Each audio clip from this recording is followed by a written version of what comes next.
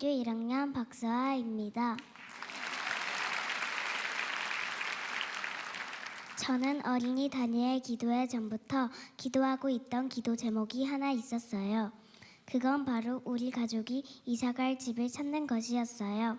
사실 엄마가 어디 가서 집 얘기하지 말라고 했는데 해도 되는 건지는 모르겠어요. 어쨌든 저는 이사가 가고 싶었어요. 왜냐하면 지금 집에서 엄마 뱃속부터 너무 오래 살았거든요. 벌써 이 집에서 8년을 살았어요. 저는요, 넓은 집에서 강아지도 키우고 싶고요.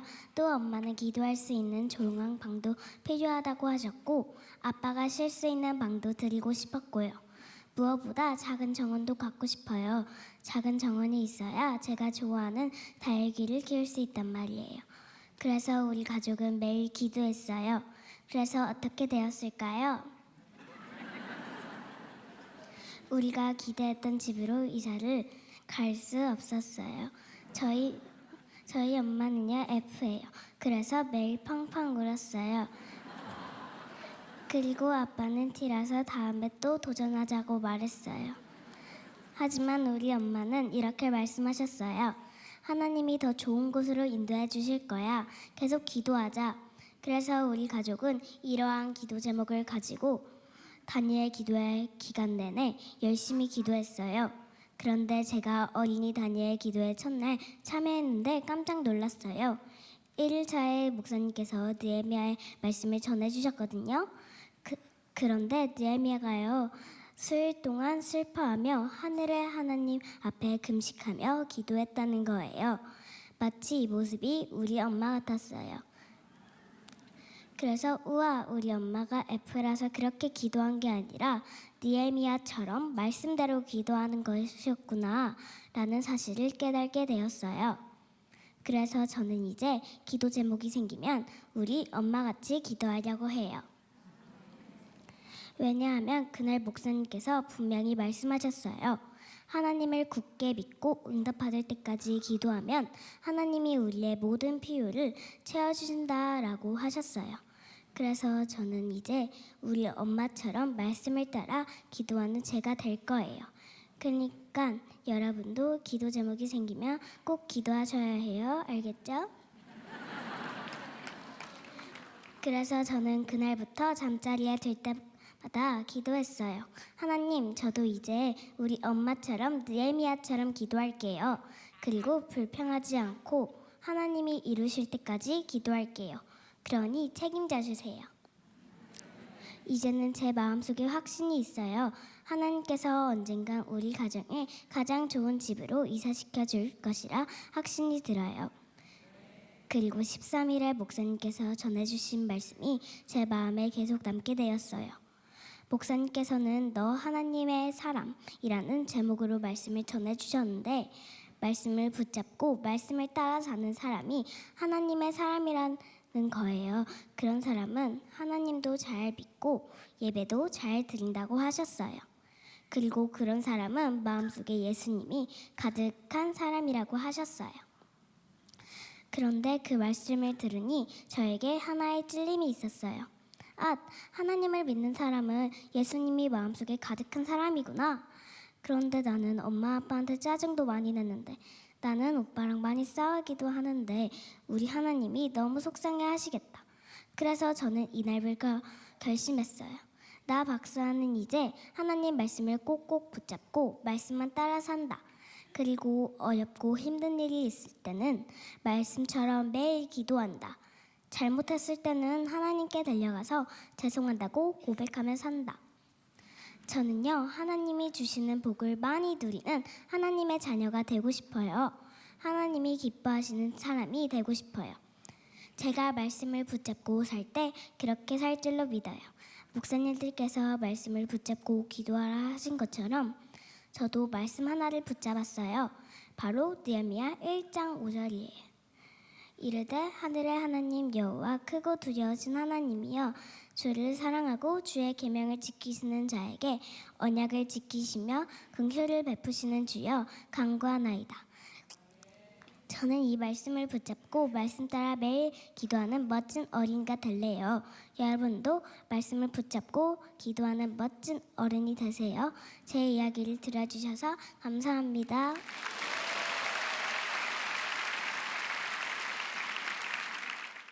안녕하세요. 저는 초등학교 6학년 주아민이라고 합니다. 저는 이번 다니엘 기도회를 통하여 누리게 된 하나님의 은혜가 참 많아요. 그래서 이번 다니엘 기도회 때 제가 하나님을 자랑하는 간증의 주인공이 되고 싶다는 생각을 하기도 했어요. 그런데 오늘 간증의 방까지 서게 되니 정말 기쁘고 행복해요. 하지만 떨리기도 해요. 그러니 오늘 제 이야기 잘 들어주시면 좋겠습니다. 이번 다니엘 기도회를 매일 참여하면서 우리 가족에 대한 생각을 많이 하게 되었어요. 항상 저희 가정은 다니엘 기도회를 빠지지 않고 열심히 참여하고 있어요. 지금은 저도 다니엘 기도회는 빠지지 않고 매일매일 와야 한다고 굳게 생각하고 있어요. 그런데 사실 저도 어렸을 때가 있었거든요. 어렸을 때는 저도 다니엘 기도회에 나오기 싫었을 때도 있어요. 왜냐하면 그때는 어려서 하나님의 은혜를 잘 몰랐거든요. 그리고 예전에는 교회와 집이 너무 멀었어요.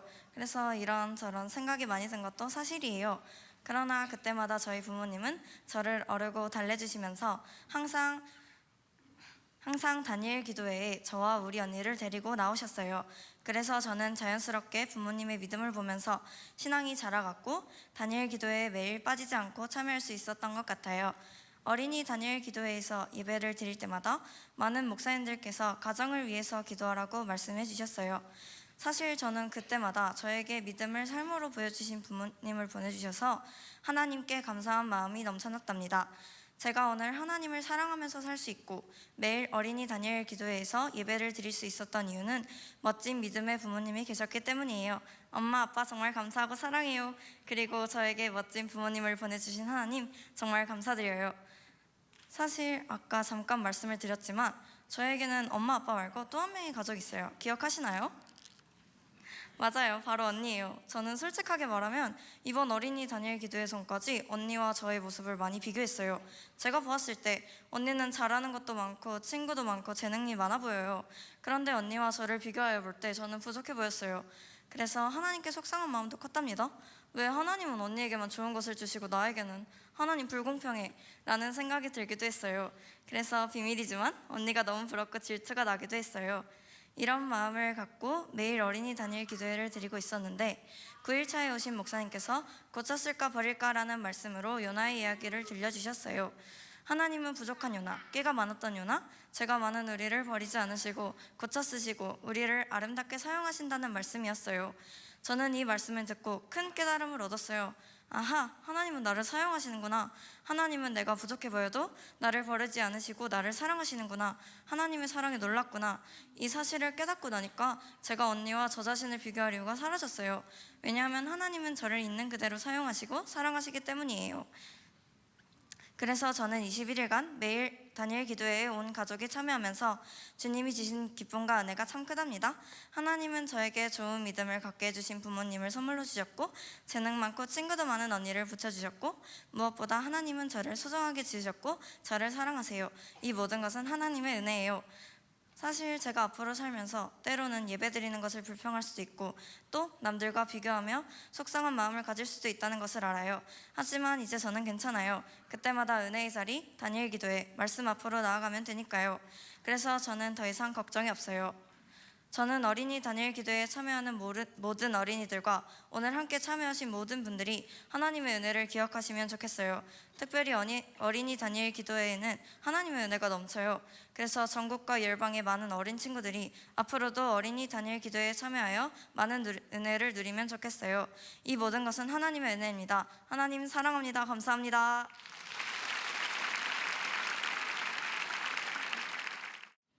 안녕하세요. 저는 김해 우리 처음교회에 출석하고 있는 4학년 김로하입니다.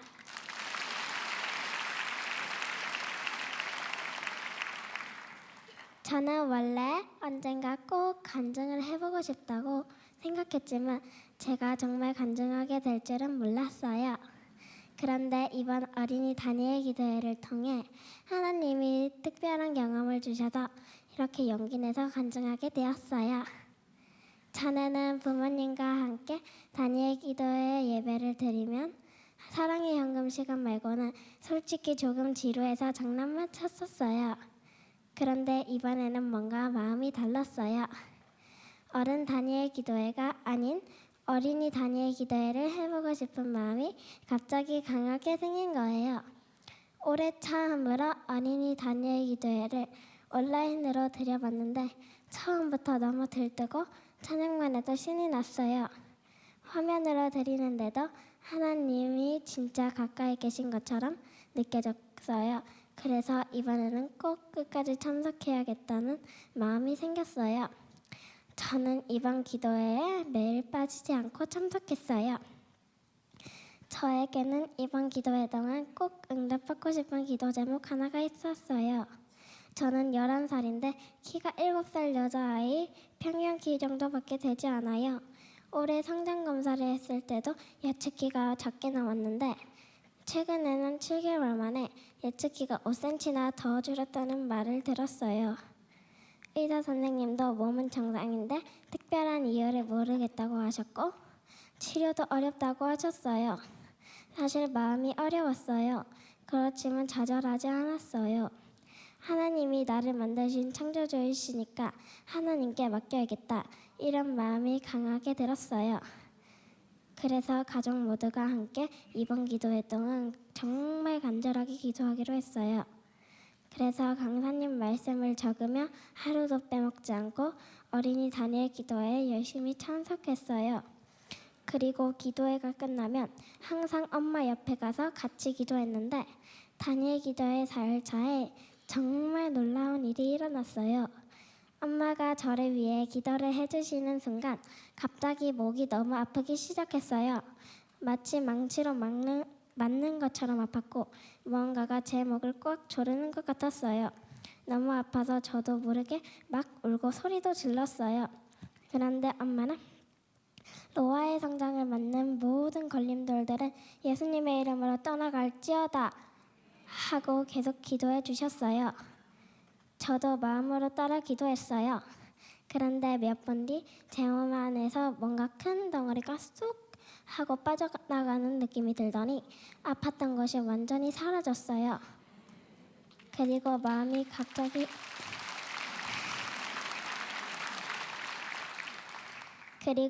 갑자기 시원해지고 무서움이 다 사라졌어요. 그때 저는 예전에 들었던 설교가 생각났어요. 믿는 사람도 악한 영의 공격을 받을 수 있다. 그래서 예수님의 이름을 주셨다. 그 이름을 사용해야 한다. 바로 그 말씀이요.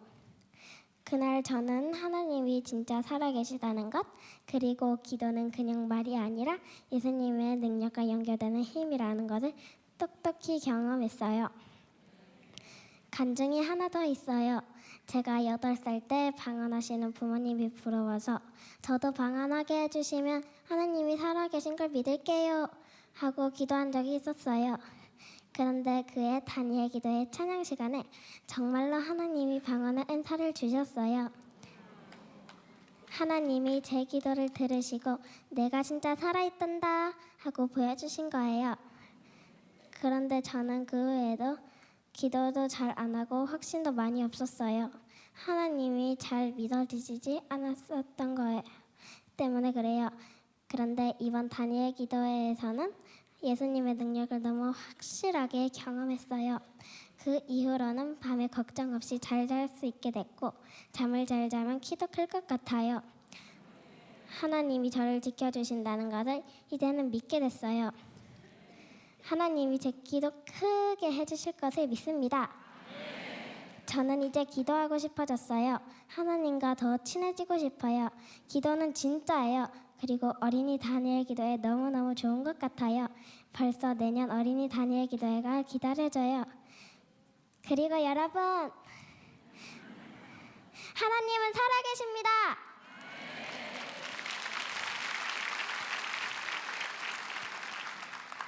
저의 간증을 들어주셔서 감사합니다. 샬롬. 사랑하고 축복합니다. 아멘. 사랑하고 축복합니다. 장거리를 우리 집사님께서 이동해 오다 보면서 많은 힘든 컨디션으로 인해서 부득불 담임 목사인 제가 대독을 하게 되었습니다. 귀는 저에게, 눈은 우리 집사님에 향해서 좀 들어주셨으면 좋겠습니다. 저는 전남 순천 주님이라 하신 교회에 출석하고 있는 이수옥 집사입니다. 지금 제 모습을 보면 평범해 보일지 모르지만 저는 현재 인간이 느낄 수 있는 통증 중 가장 극심하다고 알려진 CRPS 복합통증 증후군 환자이며 경추, 척추 손상, 왼쪽 어깨뼈 1cm 위골되고 혈관 협착으로 인해 숨조차 고르게 쉬기 어려운 몸입니다. 그런 부족한 저를 하나님께서 이 귀한 자리에 세워주셨습니다. 오늘 저는 67년 인생 가운데 가장 큰 복, 바로 3번의 사망에서 저를 건져주신 살아계신 하나님을 증언하려 합니다. 이 간증을 듣는 모든 분들의 삶에도 하나님을 만나고 다시 일어나는 은혜가 임하기를 축복합니다. 첫 번째 저의 사망은 2017년도였습니다. 저는 전남 여수 여천 산단 6층 공사 현장에서 추락했습니다. 당시 바닥은 뾰족한 새들로 빽빽하게 박혀 있었습니다. 어디에 떨어져도 치명적인 상황이었습니다. 그런데 하나님은 제가 떨어진 그 좁은 자리만 뾰족한 새가 없도록 지켜주셨습니다. 저는 병원을 세 번이나 옮기며 살기 어렵다 하는 말을 들었지만 하나님은 3번째 병원에서 6개월간 다리에 추를 달고 골반을 치료하게 하시며 제 생명을 붙들어 주셨습니다. 그때가 2017년도 다니엘 기도 기간 11월 14일이었습니다. 저의 두 번째 사망은 2021년이었습니다. 오랜 병원 생활 중 병원에서 한 사람과 친구가 되었습니다. 사실 그 친구는 저에게 의도적으로 접근한 사기꾼이었습니다. 신용등급을 올려주겠다는 말에 속아 저의 신분증을 건넸고 최신형 대포폰 4대, 대포차까지 총 5천만 원의 피해가 발생했습니다. 그 사람은 자신도 피해자라며 우리 이렇게 살아서 뭐하냐고, 우리 그냥 힘든 세상 함께 죽자고 말하며 우리 둘이는 유서를 쓰고 렌트카를 몰아 경남 창원의 한 모텔에 들어갔습니다. 그리고 저는 넥타이를 목에 걸고 매달렸습니다. 그러나 넥타이가 제 몸무게를 버티지 못하고 끊어졌습니다. 저는 그 자리에서 죽은 줄 알았지만 넥타이가 몸무게를 버티지 못한 것이 아니라 하나님께서 저를 살리시려고 끊어주신 것을 뒤늦게 깨달았습니다. 정신을 차리고 보니 함께 죽자고 했던 친구는 이미 제 지갑에 남은 돈을 훔쳐서 렌트카를 타고 도망가고 없었습니다. 허탈한 마음으로 모텔 앞에 보이는 파출소로 들어가 사연을 털어놓았을 때 하나님은 천사 같은 경찰관님을 보내주셨습니다. 어디서 오셨어요? 순천으로 돌아갈 차비를 주시고 순천시청으로 안내해 주셨습니다. 순천시청에서는 제 심리 상태를 보고 더 큰 위기를 막기 위해 인근 정신병원에 보호 입원 조치를 해주셨습니다. 잠시 평안을 찾다 싶더니 채권 추심 전화는 하루에도 수십 통이 걸려오게 되었습니다. 저는 극심한 정신적, 육체적 고통 속에 완전히 무너졌습니다. 하지만 하나님은 그 병동에서도 또 한 명의 천사 같은 권사님을 만나게 해주셨습니다. 저의 사망 이야기를 다 들어주시고 채권 추심에 시달리는 이야기를 끝까지 들어주시고 이렇게 말했습니다.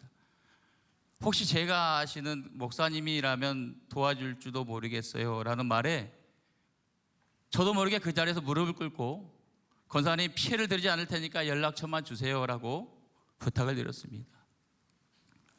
죽음에서 살아난 천사를 만났던 때, 그때도 바로 2021년 단위의 기간이었습니다. 그렇게 저는 권사님의 소개로 전남 순천에 있는 주님이 일하신 교회를 찾아갔습니다. 그날이 제 3번째 사망의 날이었습니다. 그리고 하나님의 품으로 인도함을 받아 새롭게 태어난 날이기도 합니다. 2022년 5월 26일 교회 첫 방문, 목사님과 사모님은 제 오랜 시간의 이야기를 눈물과 함께 들어주셨습니다. 그리고 이렇게 말했습니다. 많이 힘드셨죠? 많이 힘들으셨죠? 참 잘 오셨습니다. 사랑하고 축복합니다. 저는 태어나서 처음 받아보는 진정한 위로였습니다. 그리고 5월 29일 난생 처음 드린 주일 예배에서 목사님의 기도 소리를 듣는 순간 저는 참을 수 없는 눈물이 흘렀습니다.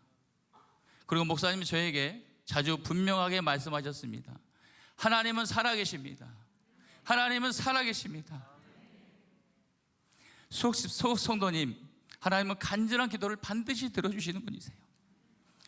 그때부터 목사님은 저의 묶인 일들을 해결하기 위해서 경찰서, 법원, 병원, 대학병원, 세무소, 신용회복위원회, 법률구조공단, 심지어 인천구치소까지 제가 가야 하는 모든 장소를 무조건 동행해 주셨습니다.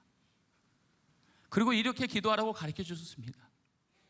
출발할 때도 도착해서도 들어가서도 이렇게 기도했습니다. 주님, 저 수호기를 불쌍히 여겨주세요. 도와주세요. 주님, 가는 곳마다 천사를 붙여주셔서 불가능한 것까지도 가능케 하여 주시옵소서. 예수님의 이름으로 기도합니다. 아멘.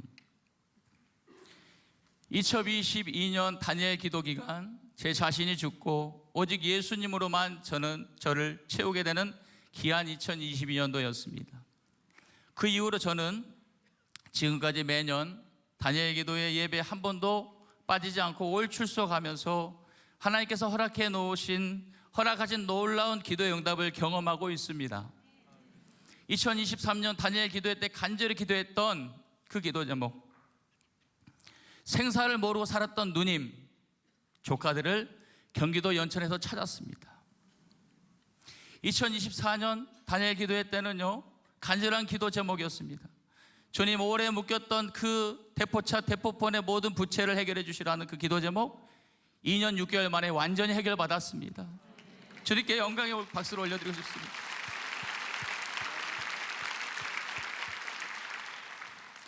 또한 원룸 생활에서 지금 살고 있는 새 아파트에 당첨되어서 옮겨주시는 은혜를 받았습니다. 그리고 목사님이 저를 처음 만났을 때 이렇게 말씀하셨어요. 수옥 성도님, 예비된 배우자가 있으니까 하나님은 반드시 그 기도도 들어주실 것입니다. 그리고 기도하고 있고 이미 받은 줄 믿고 기도하고 있습니다. 그리고 이번 2025년도 다니엘 기도회 때의 기도 제목, 하나님 8년 전에 6층에서 추락하여 굳어버린 등뼈, 경추, 척추 디스크 등 아직 회복되지 않은 건강을 위해 기도하고 있습니다. 등뼈에 깨진 뼈가 굳어서 장기를 누르고 있다고 하더라고요. 12시간이나 걸리는 큰 수술이 돼야 한다고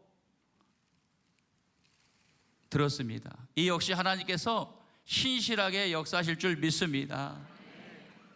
여러분, 이 시간 제 간증을 듣고 계신 분 가운데 살 소망이 끊어지고 나를 도와줄 사람 하나 없다고 느껴도 극단적인 생각까지 하고 계신 분이 있다면 꼭 말씀드리고 싶습니다. 하나님은 살아계십니다. 하나님은 살아계십니다. 절대 죽지 마세요. 기도하세요. 하나님께서 반드시 당신을 도우시고 살리실 것입니다. 아멘. 사망에서 생명으로, 죽음에서 참된 기쁨으로 바꿔주신 하나님께만 이 모든 영광을 큰 박수로 올려드립니다. 감사합니다. 안녕하세요. 저는 별내오림교회에 출석하고 있는 최나경 집사입니다. 저는 오늘 작년 다니엘 기도회에서 하나님께서 저희 가정에게 보이신 하나님의 은혜를 간증하기 위해 이 자리에 섰습니다. 제가 다니는 회사는 야근이 일상이었습니다. 프로젝트 마감일이 가까워지면서 매일 밤 9시가 넘어야 퇴근을 할 수 있는 곳이었습니다. 이런 상황에서 다니엘 기도회를 현장에서 참석한다는 것은 현실적으로 불가능한 일이었습니다. 그럼에도 2024년 다니엘 기도회 현장 완주에 대한 마음이 컸습니다. 먼저 다니엘 기도회가 시작되기 2달 전부터 목장 식구들과 동역자들에게 기도 부탁을 하며 다니엘 기도회를 준비하였습니다. 야근이 끝나고 집에서 예배를 드려도 되고 퇴근길 지하철에서 핸드폰 영상을 통해 예배를 드릴 수도 있었지만 제가 출석하는 교회에서 사랑하는 성도님들과 함께 찬양하고 말씀을 듣고 한 목소리로 함께 기도하며 현장에서 주시는 특별한 하나님의 은혜를 누릴 수 있는 기회를 놓치고 싶지 않았습니다. 기도의 시작 전 하나님께서는 저를 결단하게 하셨고 용기를 내어 직장 상사에게 21일 동안 예배가 있어서 일찍 퇴근을 해봐야 될 것 같다고 말했습니다. 3시간의 분량의 야근 업무는 제가 아침 일찍 7시 30분까지 출근을 해서 1시간 30분을 확보하고 점심시간을 반납해서 1시간, 그리고 야근 30분으로 총 3시간을 확보해서 진행해 보겠다고 했습니다. 직장 상사의 배려로 일주일간 시범적으로 해보자는 긍정적인 답변을 받았고 저는 그렇게 21일간 다니엘 기도회를 현장 예배로 전일 참석할 수 있었습니다. 이른 새벽 6시에 출근길을 나서는 것은 쉽지 않았습니다. 그러나 매일 아침 말씀을 같이 읽고 하루의 은혜를 나누는 동역자 친구들의 기도와 응원으로 힘을 얻게 하셨습니다. 그리고 저의 남편은 매일 저의 점심 도시락을 싸주며 기도회를 함께 완주할 수 있도록 도움을 주었습니다. 체력적으로 너무 힘들었지만 시간이 지날수록 다니엘 기도회를 사모하는 마음은 더 커졌고 21일간 교회에서 성도님들과 함께 모여 하나님께 예배할 수 있다는 것이 제게는 너무나 감격이었습니다. 저희 부부는 다니엘 기도회 전일 참석을 향한 결단과 함께 경건한 믿음의 자녀를 주시길 간절한 마음으로 밤마다 눈물로 기도했습니다. 세상의 방법을 먼저 의지하려고 했던 저희의 모습을 회개하고 오직 생명의 주관자이신 하나님께서 역사해 주시기를 간구하였습니다. 저희 부부는 다니엘 기도회 현장 예배를 허락하신 하나님께서 우리의 기도를 들을 것을 믿고 매일 감사의 고백으로 주님께 영광을 올려드렸습니다. 그리고 마침내 다니엘 기도회 기간 동안 하나님께서는 저희 부부의 간절한 부르짖음에 하늘문을 여시고 응답하셨습니다.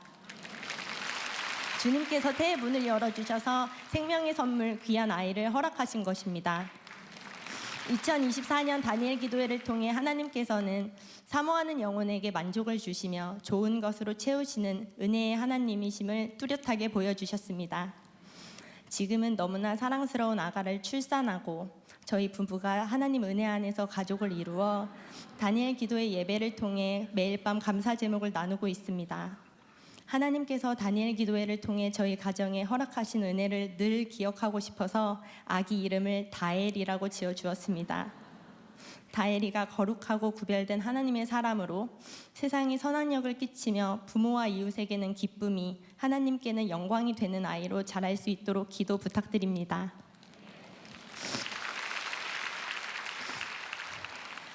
그리고 마지막으로 많은 성도님들과 마찬가지로 다니엘 기도회는 저에게도 정말 특별한데요. 저는 믿음의 1세대입니다. 예수님을 만나고 14년째 믿지 않는 가족들을 위해 기도하고 있습니다. 그러던 중 4년 전 기도응답으로 저희 오빠가 처음으로 교회를 나간 게 2021년 다니엘 기도회였습니다. 그때 오빠가 교회를 다니는 사람들은 원래 매일 예배를 드리는 거냐고 물어봐서 제가 맞다고 해서 새신자인 저희 오빠가 다니엘 기도회를 하루 이틀을 제외하고 전일 참석하며 하나님 말씀을 들을 수 있는 은혜가 있었습니다. 하나님께 정말 감사했습니다. 그 오빠는 지금 제가 출석하는 교회에서 함께 믿음의 여정을 이어나가고 있습니다. 그리고 저희 아버지가 교회를 처음으로 나오신 것도 다니엘 기도회 현장입니다. 오늘 다엘이가 교회를 온다고 하니까 오늘 이 자리에 저희 아버지가 처음으로 교회를 나오셨습니다. 어머니가 소천하신 후에 오랜 시간 많이 힘드셨는데 마음의 상처가 회복되고 아버지의 삶이 회복되도록 오늘을 시작으로 예수님을 믿고 하나님의 기쁨을 이어갈 수 있도록 기도해 주세요. 하나님께서는 다니엘 기도회를 통해 다엘이를 선물로 주셨고 하나뿐인 오빠가 하나님의 자녀가 되게 하셨고 오늘 아버지의 발걸음을 교회로 이끌어 주셨습니다. 하나님은 살아계십니다. 작고 작은 저의 삶을 통해 크신 하나님의 살아계심을 증거하고 예수님의 이름을 찬양하게 하심을 감사합니다. 하나님 사랑합니다. 이 모든 영광 하나님께 올려드립니다. 감사합니다.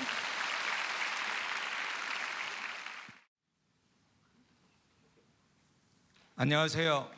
저는 연무중앙교회를 담임하고 있는 양홍준 목사입니다.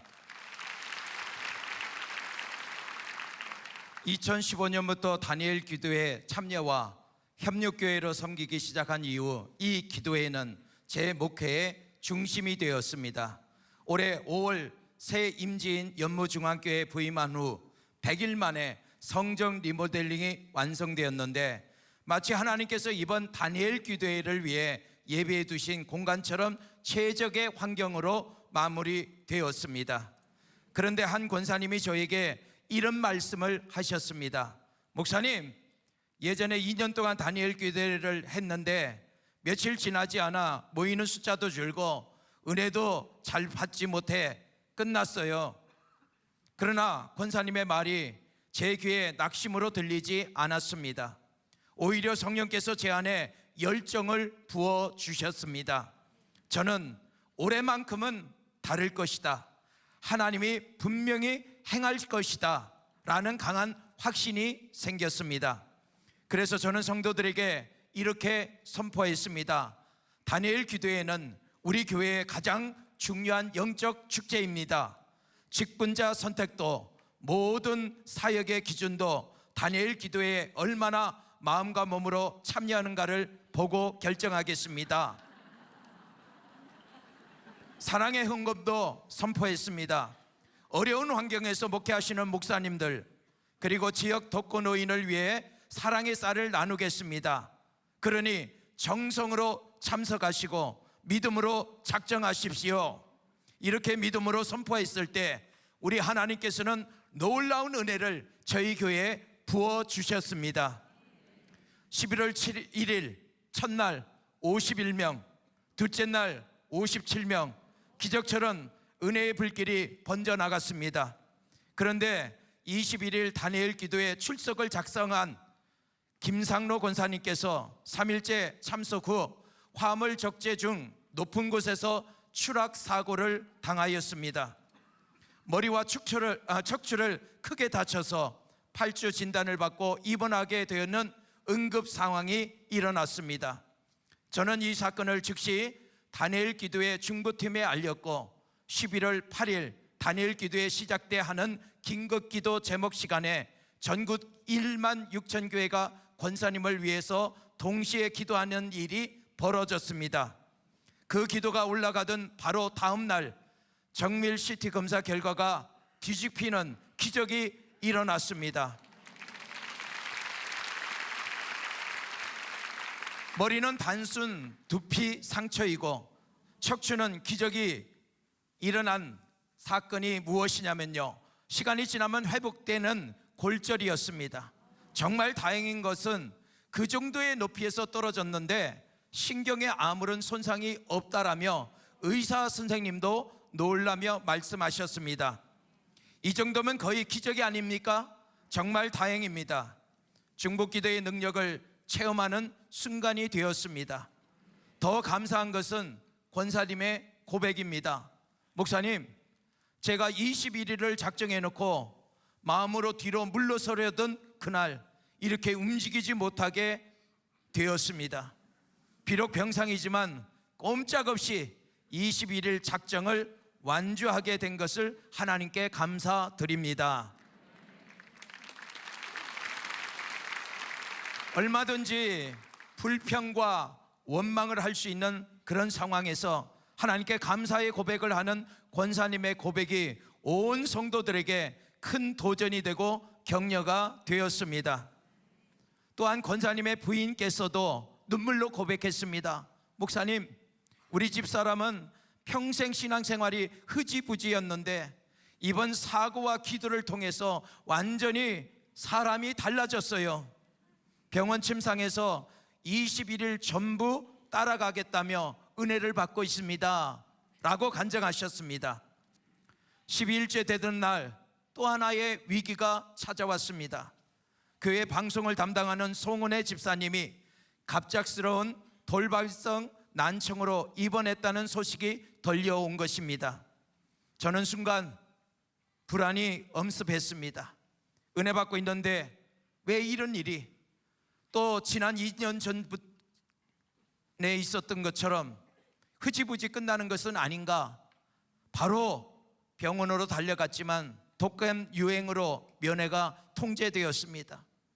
그러나 저는 병원 입구에서 이렇게 기도했습니다. 하나님, 기도라도 하고 갈 수 있도록 해주세요. 그리고 다시 병원 안으로 들어갔는데 말도 안 되게 딱 그 시간에 그 집사님이 검사를 기다리며 복도에 앉아 있는 모습이 제 눈에 들어왔습니다. 저는 곧장 손을 붙잡고 간절히 기도했습니다. 그 순간 제 영혼 깊은 곳에 이제 하나님은 곧 응답하실 것이다, 이런 강한 확신이 들었습니다. 이후 검사 결과는요, 의사도 놀랄 정도로 회복이 되었고 수치가 급격히 내려가서 약물 치료만으로 충분하다는 진단을 받고 즉시 퇴원하게 되어 놀라운 응답을 경험하게 되었습니다. 집사님은 곧바로 다니엘 기도회로 돌아왔고 지금 21일을 전부 완주하고 있습니다. 할렐루야. 끝난 것이 아닙니다. 또 있습니다. 78세 백정순 권사님은 양쪽 무릎 수술을 여러 번 하셔서 20분만 서 있어도 그날 밤 무릎이 퉁퉁 붓고 또한 통증이 와서 고통을 호소하던 분이셨습니다. 그러나 다니엘 기도의 첫날 찬양 인도자가 말했습니다. 우리 함께 일어나 하나님께 찬양 올려드립시다. 그 순간에 권사님은 아멘 하고 일어났습니다. 그리고 30분 동안 박수를 치며 찬양을 했습니다. 그러던 중에 권사님이 이런 느낌을 받았다라는 거예요. 갑자기 뜨겁고 강한 힘이 무릎 안쪽으로 쑥 들어오는 느낌을요. 그리고 그 즉시 무릎의 통증이 사라졌습니다. 그리고 지금까지 21일 내내 매일같이 서서 춤을 추며 찬양하고 계십니다.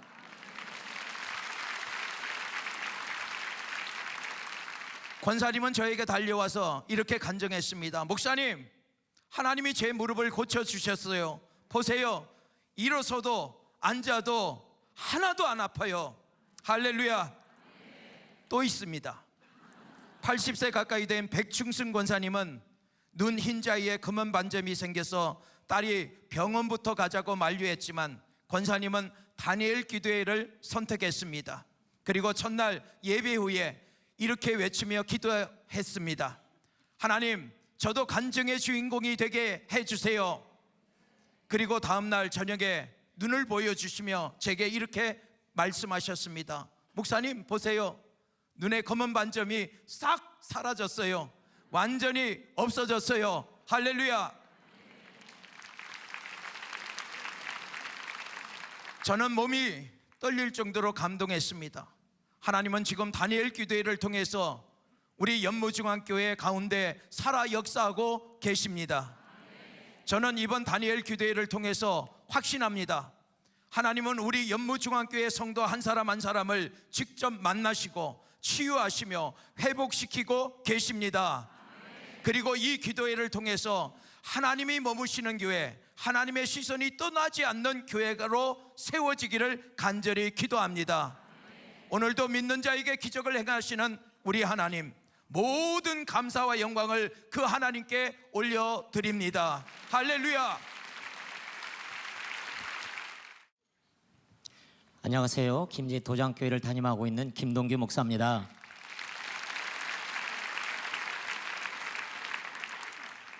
올해로 72년 된 저희 교회는 현재 칠석교인 70명의 전형적인 시골 농촌 교회입니다.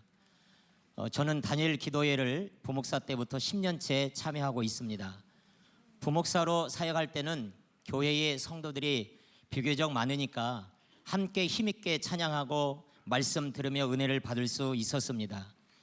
그러다가 5년 전에 교회를 개척하고 가족과 성도 한두 명과 조촐하게 다니엘 기도회를 참여할 수밖에 없었지만 여전히 다니엘 기도회는 저에게 큰 힘을 주시는 시간이었습니다. 개척교회 목사로서 힘들고 낙심되는 일이 많던 11월에 다니엘 기도회를 드리면서 하나님은 저를 회복시켜 주셨는데 특별히 전도할 수 있는 힘을 허락해 주셨습니다. 지금 당장은 성도가 없지만 날마다 전도하기로 결단하고 교회 주변 상가와 아파트 단지, 공원과 길거리를 다니며 전도했습니다. 태풍을 불 때도, 강추위의 날씨 속에서도, 심지어 명절 연휴 때에도 전도를 빼먹지 않았습니다. 타 지역으로 출타를 할 때도 꼭 전도지와 전도용품을 챙겨가서 그곳에서도 전도했습니다. 매년 다니엘 기도회를 통해서 기도의 도전을 받고 전도하는 삶으로 목회의 자리를 지켰습니다. 그렇게 4년이 지난 2023년 다니엘 기도회를 마친 그 다음 달부터 여러 교회들로부터 전도 간증과 전도 교육 강의가 들어오기 시작했습니다. 그리고 2024년 초에 두 곳의 교회에서 청빙 제안을 받고 현재 심호하고 있는 김제 도장교회에 작년 4월 부임하게 되었습니다.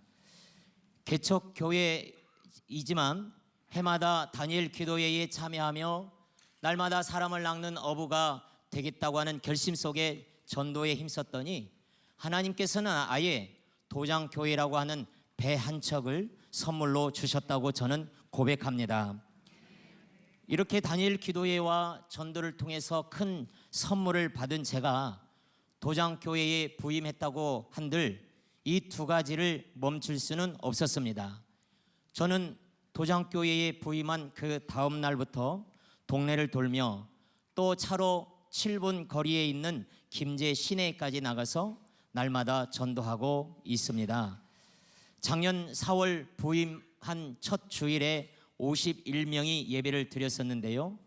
1년 동안에 22명이 전도되었고 올봄 4월 부활주일 때에 86명이 예배를 드렸습니다.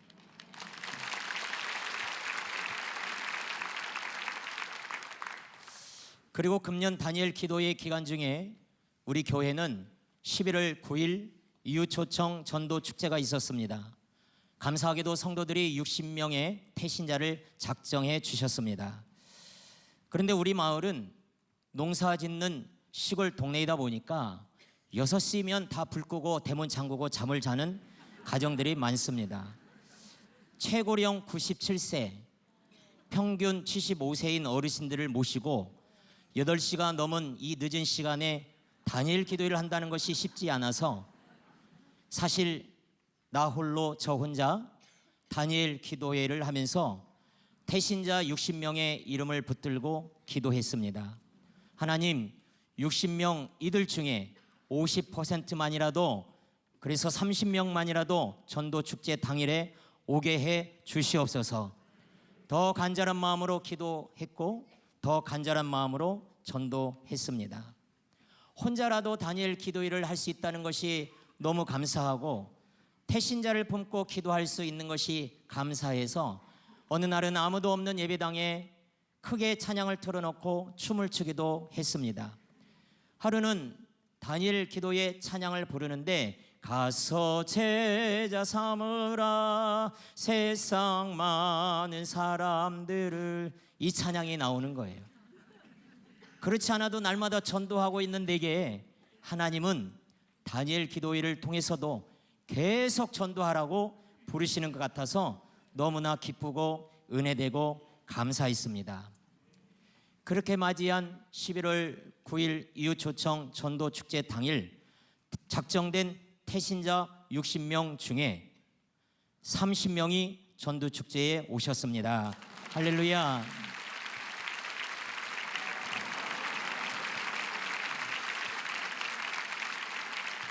하나님은 정확하십니다. 큰 교회에서 30명은 적은 수일 수 있지만 시골 교회에서 30명은 한 동네 주민 전체가 오신 것이나 마찬가지입니다. 그런데 더 놀라운 것은 11월 9일 전도 축제 때 오신 30명, 그중에 7명이 지난주 추수감사주일에 우리 교회에 등록하셨다는 것입니다.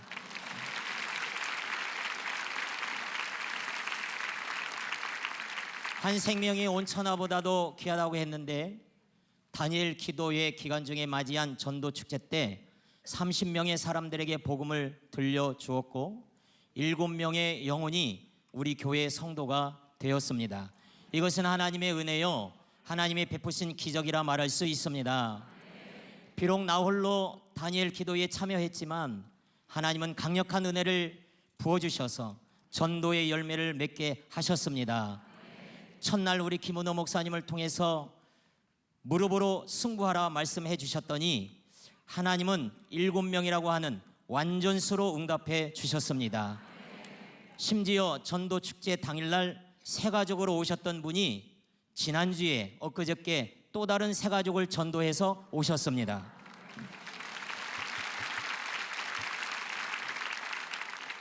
하나님은 위대하십니다. 하나님은 기도에 반드시 응답하심을 믿습니다. 나 혼자 골방기도, 다니엘 기도를 한다 할지라도 하나님은 역사를 일으켜 주셨습니다. 그러나 이제는 새로운 꿈을 가슴에 품게 되었습니다. 목사 혼자 하는 다니엘 기도회가 아닌 우리 도장교회 온 성도들이 함께 합심으로 기도하며 나아가는 다니엘 기도회를 꿈꾸게 되었습니다. 다니엘 기도회 때 목사 혼자 기도하며 받은 응답과 은혜도 이렇게 큰데 온 성도가 함께 마음을 모아 기도할 때 우리 김제 도장교회에 어떠한 일이 일어날지 너무나도 기대가 됩니다. 온 성도가 함께 기도하고 함께 은혜 받고 함께 전도하여 김제 도장교회를 더 큰 구원의 방주로 사용하실 하나님을 찬양합니다. 그리고 마지막으로 더불어서 우리 도장교회 성도들을 진심으로 사랑하고 축복합니다. 감사합니다.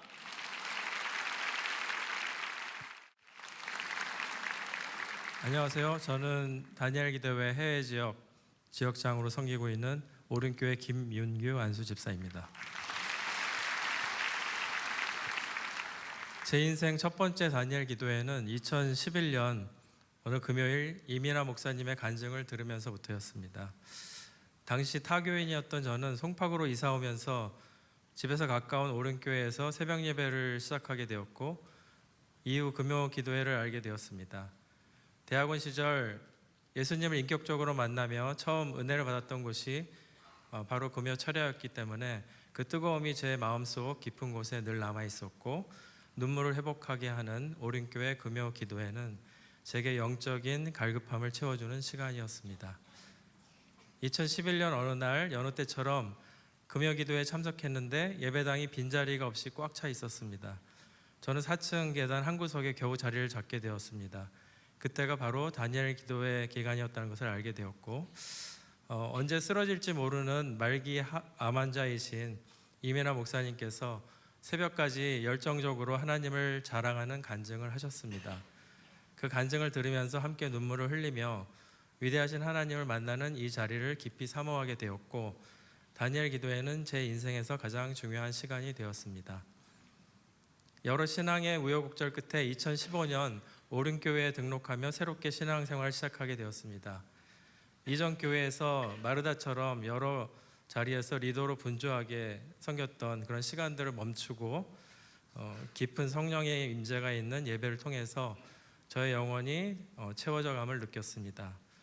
저는 다니엘 기도를 통해서 받은 은혜가 너무 컸기 때문에 먼저 지역 간사로 지원을 하였고 해외 미션 트립 참여와 중등부 교사를 시작했습니다. 그러던 어느 날 교사들과 함께 가평에 있는 생명의 빛 예수마을을 방문하게 되었는데 아름다운 교회 주변에 건축 중이던 작은 집들이 눈에 들어왔습니다. 안내 목사님께서는 그 건물들이 선교사님을 위한 선교관이라고 설명을 해주셨습니다. 선교관을 위한 재정 후원자를 모집하고 있다는 이야기에 정기 후원을 약정하면서 아내와 함께 언젠가 우리도 회사가 더 성장하면은 선교사님들을 위한 공간을 마련해드리면 좋겠다라고 꿈을 나누었습니다. 사실 저는 이 꿈이 빨리 이루어질 줄 알았습니다. 아내와 함께 회사를 설립해서 10여 년간 모은 자금으로 2016년에 서울에 사옥을 구입할 기회가 있었습니다. 그런데 회사의 자금을 맡겨놓았던 신탁회사에 문제가 생겼습니다.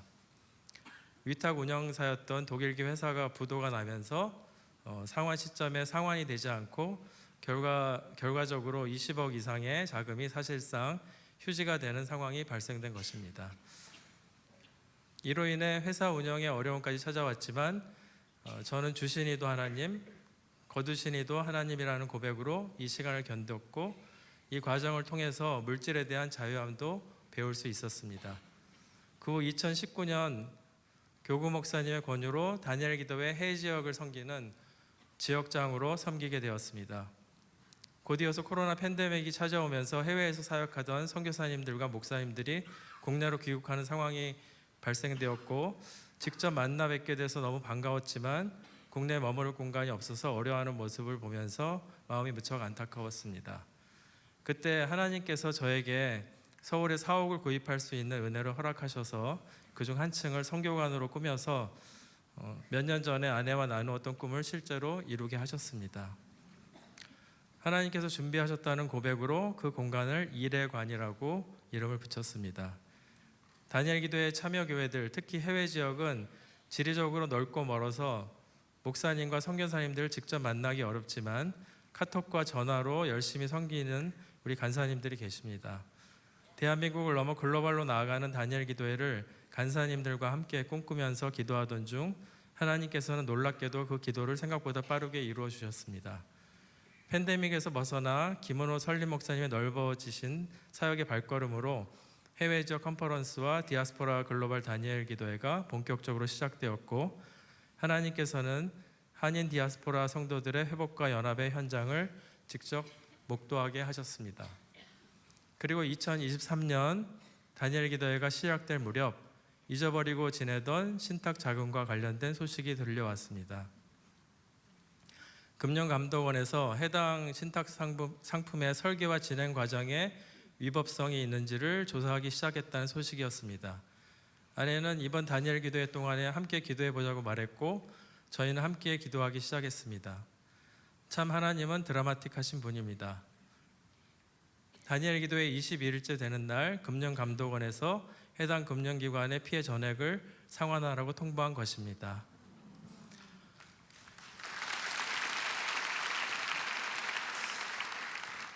고통의 시간이었고 그냥 잊어버리자고 말했던 사건이었는데 하나님께서는 당신이 때에 정확하게 회복시키셨습니다. 이 자금으로 두 번째 사옥을 매입하고 한 층을 선교관으로 준비해서 지난달 4일 감사 예배를 드렸습니다. 이전에는 21일 동안 드리는 그 다니엘 기도회를 다니엘 세일의 기도회라고 했었죠. 그래서 그 이름을 기념해서 세일회관이라고 이름을 지었습니다. 1회관을 시작으로 샬롬관, 드림관, 1회관을 시작으로 샬롬관, 드림관, 세일회관까지 총 4개의 선교관을 하나님께서 허락하셨습니다. 저에게 다니엘 기도회는 언제나 하나님을 깊이 만나 교제하고 세일을 꿈꾸게 하는 시간인 것 같습니다. 올해에는 다니엘 기도회 기간 내내 주의 손으로 인도하실 것이라는 말씀을 주셨습니다. 주의 손이 함께 하시어 지경을 넓혀 주시옵소서라고 기도하며 하나님의 응답을 기다리는 21일간을 보냈습니다. 위대하고 놀라운 일을 행하시는 크신 하나님께서 저와 같이 작고 보잘것없는 한 사람을 통해서 역사하실 것을 기대하면서 선포합니다. 저의 삶에 다니엘 기도회를 허락하신 하나님을 찬양하며 사랑하는 주님께 모든 영광을 올려드립니다.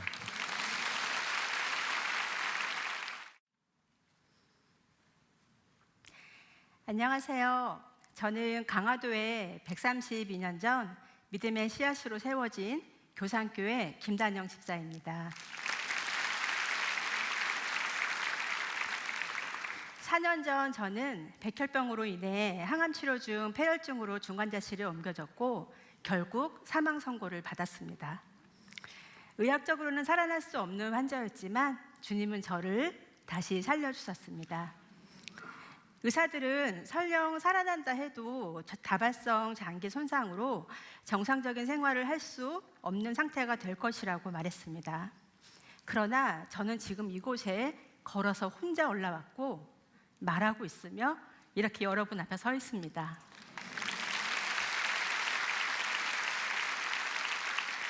주님의 살아계심을 나눌 수 있음에 감사합니다. 병원에서는 환자가 죽음에 다다랐을 때 최우선적으로 심장이 뛸 수 있도록 모든 의료 행위를 합니다. 저 역시 의료진들이 제 심장을 멈추지 않도록 집중 치료를 하였고 그 치료로 심장은 다시 뛰었지만 10개의 손가락과 10개의 발가락이 괴사되어 모두 잃게 되었습니다. 절망과 원망의 시간이 이어졌습니다. 손이 없는 삶, 발이 없는 삶이 두려웠고 주님을 향한 믿음조차 흔들렸습니다. 하지만 그 깊은 절망 한가운데서 주님은 제 마음속을 조용히 말씀하셨습니다. 내가 너의 손을 가져간 것이 아니라 나의 일을 위해 새 손을 주었다. 그 말씀이 처음에는 이해되지 않았습니다. 그러나 하나님은 제가 그 뜻을 깨닫도록 조금씩 이끄셨습니다. 작년 다니엘 기도회 기간이었습니다. 교회에서 방송 담당을 하던 집사님이 갑자기 그만두시게 되었습니다. 담임 목사님께서 제가 20년 동안 컴퓨터 IT 강사를 했다는 것을 아시고 잠시만 해달라고 부탁하셨습니다. 그렇게 저는 교회 방송 담당으로 섬기게 되었습니다. 사실 제 몸 상태로는 매일 교회로 향하는 것 자체가 쉽지 않았습니다. 온라인으로 참여하면 훨씬 편했을 겁니다. 하지만 다니엘 기도회의 모든 찬양과 말씀, 기도가 끊기지 않도록 주님은 저를 방송실로 부르셨습니다. 마우스를 잡기 위해 두 손바닥을 모아 힘겹게 눌러야 했고 몇몇 장비를 작동하기 위해서는 보조도구가 필요했습니다. 그럼에도 저는 그 자리를 지켰습니다. 3주 동안 매일 방송실에서 예배를 송출하며 저는 화면 뒤에서 눈물로 기도했습니다. 주님, 손이 없는 저를 이렇게 사용해 주셔서 감사합니다. 제가 이렇게라도 주님의 일을 할 수 있게 하시니 이것이 주님이 제게 주신 선물입니다. 다니엘 기도회 기간 동안 찬양하고 기도하며 저는 주님의 뜻을 조금씩 깨달아갔습니다. 하나님은 제 손을 빼앗으신 것이 아니라 주의 일을 위해 다른 손으로 바꿔주신 것이었습니다. 눈에 보이지 않지만 주님을 섬길 수 있는 영적인 손이었습니다. 현재 저는 조막손으로 그림을 그리고 그림을 통해 사람들에게 희망과 위로를 전하고 있습니다. 손이 없어도 주님은 제게 그림을 그릴 수 있는 손을 주셨고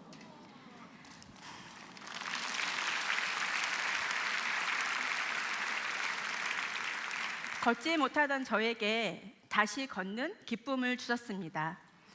작가로 활동하며 10손가락이 없는 제가 오히려 10손가락이 있는 분들에게 그림을 가르치고 있습니다. 저는 그 순간마다 깨닫습니다. 주님이 나를 살리신 이유가 여기에 있었구나. 저에게 2024 다니엘 기도회가 회복의 시간이었다면 2025 다니엘 기도회는 성장의 시간이었고 선포의 시간이었습니다. 여전히 절단 부위의 통증은 제 곁에 있습니다. 차가운 날씨가 다가오면 저릿한 통증은 더 심해집니다. 그러나 이제 저는 그 고통을 원망이 아닌 삶의 일부로 받아들입니다. 아픔 속에서도 숨쉬게 하신 주님, 통증 가운데서도 손으로 움직이게 하신 주님을 느끼며 저는 감사의 고백을 드립니다. 손도 예전보다 훨씬 자유롭게 움직일 수 있고 걷는 걸음도 한결 자연스러워졌습니다. 그 모든 것은 제 의지가 아니라 주님께서 제 몸과 마음을 회복시키신 결과임을 압니다. 감사는 습관이 아니라 삶의 언어입니다. 손이 없는 저를 통해 그림이 그려지고 아직 통증이 남아있는 제 발로 길을 걸을 수 있는 것, 그 모든 순간이 주님이 제게 주신 기적의 연속입니다. 걸음마를 시작할 때부터 교회를 다녔지만 저는 간증을 해본 적이 없었습니다. 사라진 손을 감추기만 했던 저는 지금 섬기는 교회에서 처음으로 주님의 은혜를 나누었습니다. 지난주 국민일보에 제 기사가 실리며 저는 세상으로 한 걸음 나아갈 수 있었고 손을 주머니에서 뺄 수 있었습니다. 그리고 지금 저는 손을 감추지 않습니다. 주님께서 천천히 세상 속으로 나갈 수 있게 하셨고 다니엘 기도회를 통해 주님의 은혜를 나누게 하셨습니다. 특히 2025 다니엘 기도회 14일차 사랑의 헌금에 체루와 어린이가 있습니다. 저와 같은 경우입니다. 저 역시 백혈병 항암 치료 중 폐혈증으로 수면 상태를 유지하며 생사를 오갔고 결국 손발 괴사로 모두 잃고 지금도 통증과 싸우고 있습니다. 이 힘든 가정을 너무도 작은 아이 루아가 견뎌야 한다는 것이 너무도 가슴이 아파서 눈물로 기도하게 되었습니다. 저에게 생명을 주신 주님께서 루아에게도 회복의 은총을 부어주시길 기대하며 이 자리에 섰습니다. 저는 여전히 조막손입니다. 간혹 신기한 듯 바라보는 분들도 있지만 이제 제 작은 조막손이 부끄럽지 않습니다. 주님께서 제게 맡기신 손이며 이 손으로 주의 일을 감당할 수 있기에 저는 오늘도 행복합니다. 이번 다니엘 기도회를 통해 저는 다시 한번 주님께서 제 삶의 중심에 계심을 고백합니다. 죽음에서 생명으로, 절망에서 감사로 이끄신 주님께 제 삶을 올려드립니다. 그리고 이렇게 고백합니다. 주님, 오늘도 제 손을 사용해 주십시오. 통증 속에서도 감사하게 하시고 이 조막손이 주님의 영광을 그리게 하소서. 다니엘 기도회를 통해 저는 다시 한번 주님께서 내 삶을 통해 일하고 계심을 믿게 되었습니다. 저의 삶, 저의 조막손, 저의 모든 것은 주님이 주신 귀한 선물입니다. 이 선물을 통해 주님의 일을 할 수 있음에 오늘도 감사와 찬양을 올려드립니다. 감사합니다. 안녕하세요. 방주순복음교회를 담임하고 있는 박희상 목사입니다. 저희 방주순복음교회는 충북 영동에 위치한 교회로 2017년부터 다니엘 기도회를 통하여서 큰 은혜를 누리고 있습니다. 매년마다 풍성한 간증이 넘쳐나지만 올해는 더욱 특별한 날이었습니다. 우리 교회 명예 장로님이신 전덕하 장로님께서는 다니엘 기도회 4일째 되던 날 11월 4일 새벽 갑작스러운 폐렴 증세 악화로 인해서 119 구급차로 대전 을지대 대학병원에 긴급 이송되는 일이 있었습니다. 사실 장로님께서는 약 일주일 전부터 감기 기운이 있어서 지역 병원에서 치료를 받아오고 계셨습니다. 병원에서는 차도가 있다고 했기 때문에 큰 염려를 하지 않았습니다. 그러나 시간이 지날수록 기침이 심해지고 가래가 많이 생기기 시작했습니다. 저는 장로님과 권사님께 연세가 있으니 기침을 빨리 잡는 것이 중요하다며 주일에 11월 2일 바로 대전의 큰 병원으로 가보시라고 권면했습니다. 하지만 장로님 부부는 이미 11월 4일 화요일로 진료 예약이 잡혀 있다면서 그날 가겠다라고 그렇게 말씀하셨습니다. 그런데 바로 그 화요일 새벽에 일이 벌어지고 말았습니다. 새벽 4시 장로님의 기침은 더 이상 잠을 이룰 수 없을 만큼 심해졌고 권사님이 체온을 재보니 무려 39도가 넘는 순간이었습니다. 위급함을 느낀 권사님은 즉시 을지대 병원 응급실에 연락을 취했고 병원의 허락을 받은 후에 119 구급차를 타고 급히 대전으로 향하였습니다. 응급실에 도착해 여러 검사를 진행한 후 의사로부터 받은 진단은 폐혈증이었습니다. 문제는 이 폐혈증이 이미 상당히 진행되었고 치료가 늦어지면 생명에 큰 위협이 있을 수도 있다는 것을 듣게 되었습니다. 지역 병원에서는 감기라 했고 낫고 있다라는 말을 들었기 때문에 더욱 당황스러운 상황이었습니다. 더 큰 어려움은 즉시 중환자실에 들어갈 자리가 없어 집중 치료를 받으려면 추적 검사를 하고 결과가 나오기까지 5일이 걸린다는 것이었습니다. 권사님은 치료 과정을 지켜보다가 깜짝 놀랐습니다. 응급실에서 시간이 없다는 이유로 열린 공간에서 바로 장로님의 가슴을 절개해서 호수를 삽입해 처치를 진행했기 때문입니다. 감염 위험도 높고 남편이 겪는 고통은 말로 표현할 수 없을 만큼 심각했기 때문에 권사님은 큰 충격을 받을 수밖에 없었습니다. 검사도 1시간 단위로 반복되었고 권사님은 그 모습을 바라보면서 눈물을 흘릴 수밖에 없었습니다. 그러던 중 하나님의 은혜로 그날 저녁 6시경 장로님께서는 중환자실로 옮겨지게 되었습니다.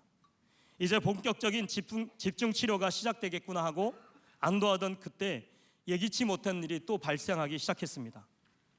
중환자실로 들어가기 전에 촬영한 폐 MRI에서는 폐가 깨끗하다는 진단을 받았습니다. 그러나 중환자실로 들어간 후에 불과 1시간 뒤에 다시 촬영한 MRI에서는 폐의 3분의 2가 완전히 새하얗게 변해 있었습니다. 폐렴균이 순식간에 폐 전체로 퍼진 것이었습니다.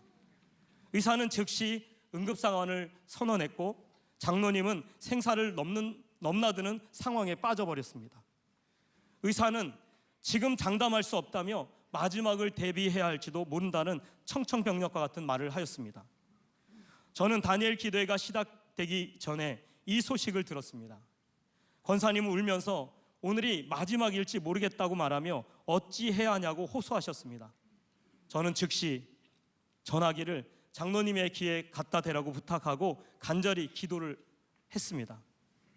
이어 충북 지역 다니엘 기도회 협력교회 카톡방에 기도 요청을 올렸고 다니엘 기도에 참석하는 교회 성도들에게 긴급히 합심 기도를 부탁했습니다.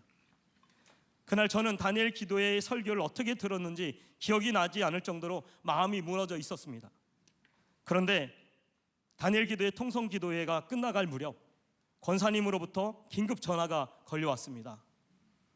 그리고 그 전화 속에 담긴 소식은 믿을 수 없는 말이었습니다. 장로님 폐가 단 몇 시간 만에 완전히 깨끗해졌다라는 것입니다. 의사도 이런 경우는 처음이라고 말했습니다. 도저히 있을 수 없는 일이라고 말했습니다. 의사는 이 현상을 설명할 수 없다고 했습니다. 분명히 생명이 위태로운 상태였고 폐 전체가 하얗게 잠식된 상태였지만 단 몇 시간 만에 모든 것이 정상으로 돌아온 것입니다. 이것은 의료진도 이해할 수 없는 오직 하나님만이 하실 수 있는 기적이었습니다. 장로님은 이후에 저에게 고백하기를 사경을 넘나드는 동안 인사체언을 하셨다라고 증언해 주셨습니다. 이 모든 일은 다니엘 기도 가운데 일어난 기적이었습니다. 다니엘 기도회 참여교회가 한마음으로 통성을 드리던 바로 그 시간 하나님께서 장로님의 생명을 붙들어 주셨습니다. 그리고 지금 장로님은 건강히 퇴원하셨습니다. 오늘 그 장로님께서 이 자리에 서서 살아계신 하나님을 증거하고자 했으나 아직 안정을 취하셔야 하기에 제가 대신 간증을 전하고 있습니다. 새로운 생명을 얻은 장로님은 저에게 이렇게 고백했습니다. 이대로 살면 안 됩니다. 이제는 주님을 위해서 살아야 합니다. 헛되이 보낸 시간들이 너무 많았습니다. 남은 인생은 철저히 주님을 위해서 살겠습니다. 먼저 하나님께 이 감사와 영광을 올려드립니다. 그리고 함께 기도해 주신 충북 지역 다니엘 기도회 협력교회 목사님들 그리고 지역장님 그리고 다니엘 기도회를 통해서 함께 울며 기도해 주신 모든 참여교회 성도님들께 깊은 감사를 드립니다. 하나님의 기적은 지금도 일어납니다. 우리 전덕하 장로님의 간증은 그 살아계신 은혜의 증거입니다. 이 모든 영광을 하나님께 올려드립니다. 감사합니다.